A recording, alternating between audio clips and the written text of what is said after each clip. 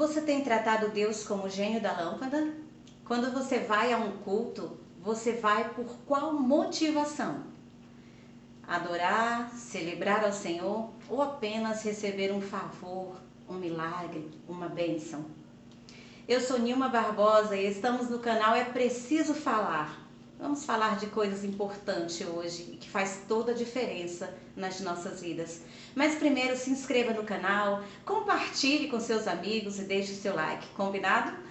Vamos lá, no livro do profeta Isaías, capítulo 58, você vai ver Deus descrevendo um povo aparentemente encantador, lindo, perfeito e santo.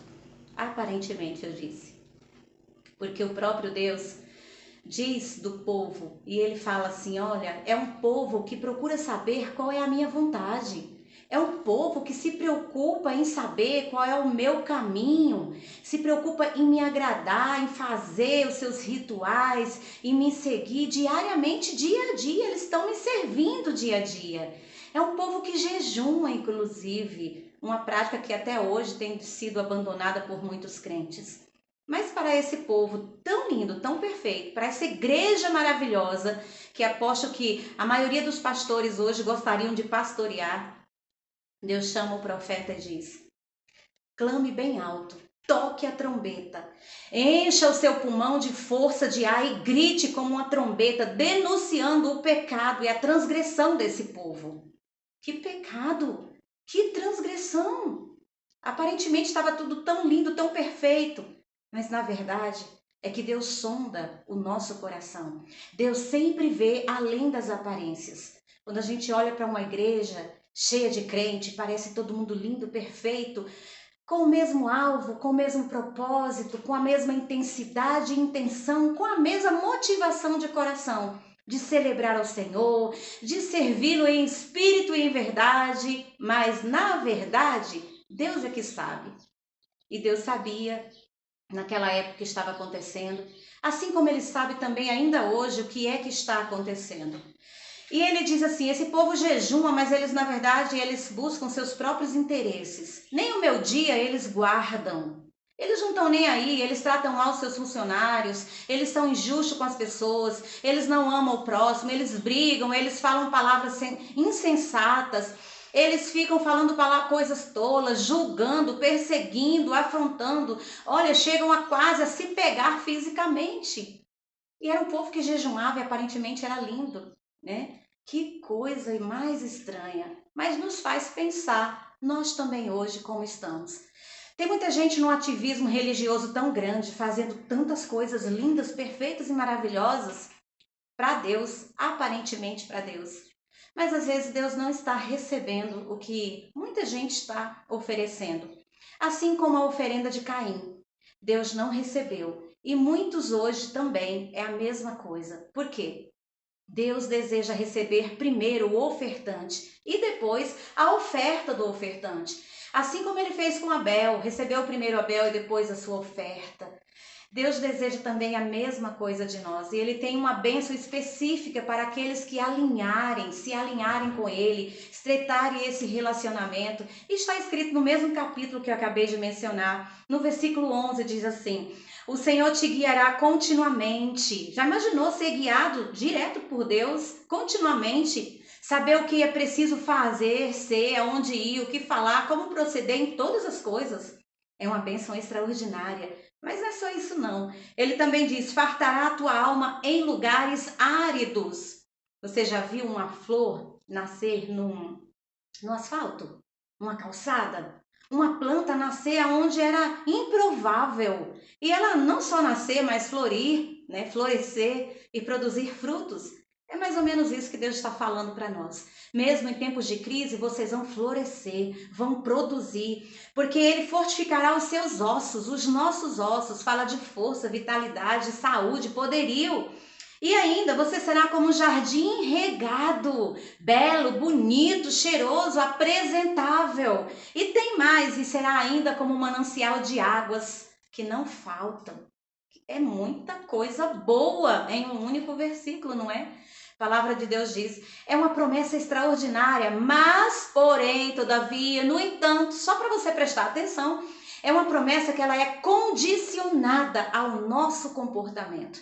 E aí eu entendi muita coisa, porque tem tanta gente boa, aparentemente perfeita, o melhor santo na terra, parece até ser anjo, mas vive uma vida tão miserável, tão desgraçada.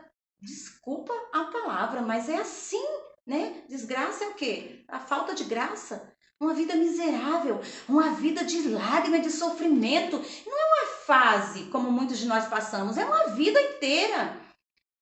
Será que essa pessoa não está sendo incluída? É claro que eu não estou aqui julgando, longe de mim tal coisa. Mas nós precisamos nos autoanalisar e nos julgar.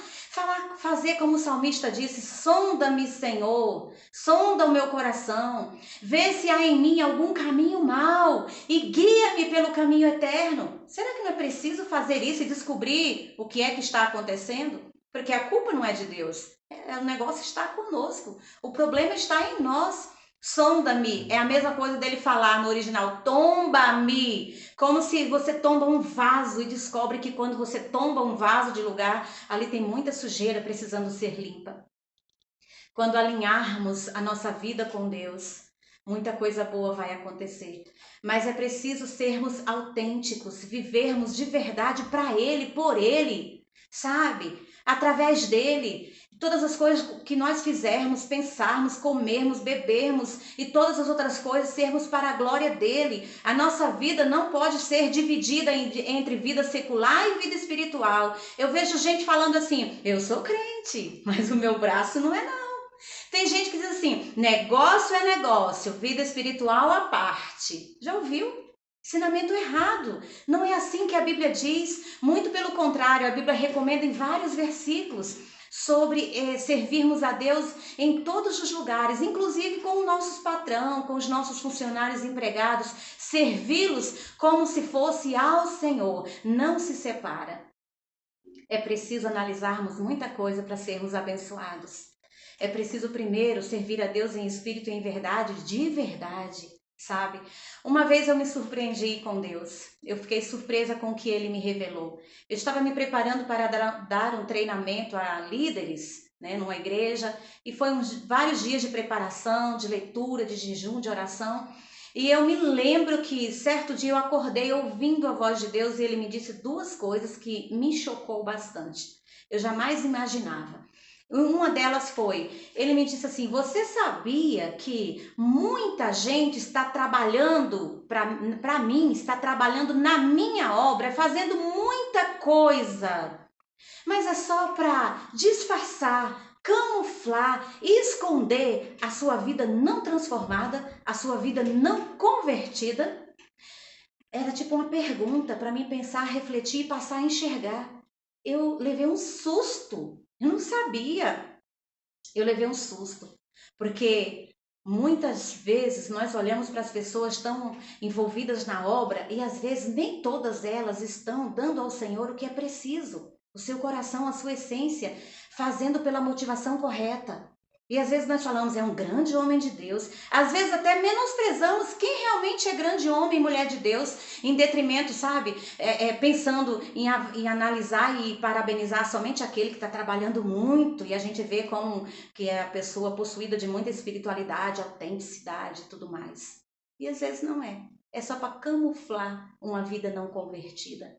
Claro que isso não é regra geral, mas existem muitos casos assim dentro das igrejas. E outra coisa que Deus me disse foi, Ele me mostrou um cronograma de um congresso. E Ele me mostrou desde a divulgação do congresso, os uniformes, a decoração, as lembrancinhas, os comes e bebes. E toda a liturgia do culto, desde a hora que começa até a hora que se passa para o pregador. Ele me disse assim: tá vendo isso aqui? E o seu dedo discorreu naquela imensa lista. As apresentações, os teatros, os louvores. Não é que ele é contra nada disso, mas ele disse: tá vendo isso aqui? Na maioria das vezes isso aqui é só exibicionismo. Foi a palavra que ele usou. A maioria das vezes, na maioria dos lugares, isso aqui, até chegar a hora de passar para o pregador, é só exibicionismo. E ali, no capítulo 58, Deus denuncia através do profeta Isaías e diz o seguinte: olha, eles não respeitam nem o meu dia. Eles procuram apenas o interesse próprio. Eles estão envolvidos apenas naquilo que interessa a eles, nos seus negócios. E me chamou a atenção algo, porque quando ele diz, não dão a mim nem o meu dia, não me servem nem o meu dia, aí eles se envolvem com coisas deles. Eu me lembrei, inclusive, de muitas mulheres que trabalham fora, que fazem faculdade, que fazem mil e uma coisa fora e se atarefam a semana inteira. E quando chega no domingo, elas dizem assim, eu preciso lavar, passar, sabe, organizar a casa, fazer faxina, arrumar o guarda-roupa, fazer tudo, porque é o único dia que eu tenho para colocar a casa em ordem. Aí nisso, elas se atarefam tanto, o dia inteiro, se estressam tanto, se cansam tanto, e quando chega na hora do culto, elas não conseguem, na maioria das vezes, nem ir para o culto. E quando vão, chegam na metade. E eu nunca entendi por que os crentes chegam em pleno domingo, na metade do culto. Chegam atrasados.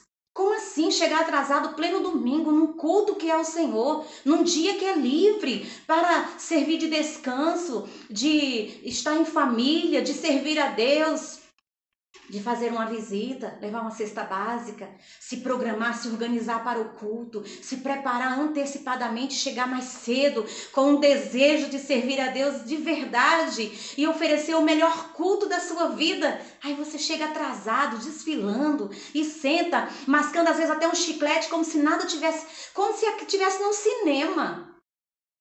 Para tudo tem ordem e decência, principalmente para o culto ao Senhor. E aí a gente entende porque muita gente não é tão abençoado como alguns são. E as pessoas falam assim, Deus ama mais o fulano do que a mim, né? Porque olha como fulano é abençoado. Então vamos fazer o seguinte, viva como fulano vive. Procura viver uma vida autêntica a Deus. Procura agradá-lo, agradar a Ele em espírito e em verdade. Faça o que é preciso fazer, não viva uma vida de mentira, de engano. Seja honesto com Deus, até porque Ele não aceita suborno. Você não vai poder corromper Ele. Você não vai poder, sabe, barganhar com Ele. Cumprir, vai à igreja certinho, jejum, a hora, participa até da ceia e quer cobrar, como o povo fez. Quer cobrar, e o povo falava assim, por que é, Senhor, que o Senhor não recebe o nosso jejum? Por que é que a gente se aflige em vão? E o Senhor não faz nada, não responde às nossas orações. Não... Talvez você esteja perguntando também. Por que é que Deus não me escuta? Por que é que eu faço e tal? Deus não quer o ritualismo, Deus quer você. O Senhor, antes de receber a tua oferta, Ele quer receber você como ofertante. Seja verdadeiro, autêntico, honesto. Essa palavra é pesada, não é? Mas olha, eu quero ler ainda um outro versículo que diz, além daquela bênção maravilhosa que já foi lida para você aqui no versículo 11, que Ele fartará a tua alma, te prosperará, sabe, te fará como um jardim regado. Olha só o que Ele diz ainda se você se alinhar com Ele. Alinhar com Ele, sincronizar os teus passos, afinar o teu ouvido, sabe, o teu pensamento, os teus olhos para o alvo correto e abraçar o propósito para o qual você nasceu. Olha o que ele diz ainda, se você fizer as coisas como é preciso, da forma certa. Ele diz no versículo 12, os teus filhos edificarão as antigas ruínas, levantarás os fundamentos de muitas gerações e serás chamado reparador de brechas e restaurador de veredas. Para quê? Para que o país se torne um lugar habitável. Não preciso falar mais nada, não é? Para que o país se torne um lugar habitável.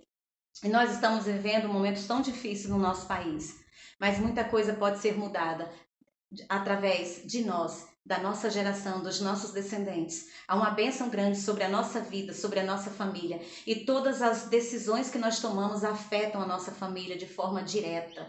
Então, se coloque na posição como é preciso, faça o que é certo, sirva o Senhor de verdade, com integridade, e você vai ver o que Ele vai fazer em você e nas gerações futuras, nos seus filhos, sobre a sua casa. Deus abençoe. Um grande beijo. Fique com Deus. Pense sobre isso. E se foi relevante para você, vai ser relevante para mais alguém. Compartilhe. Um grande beijo. A paz do Senhor.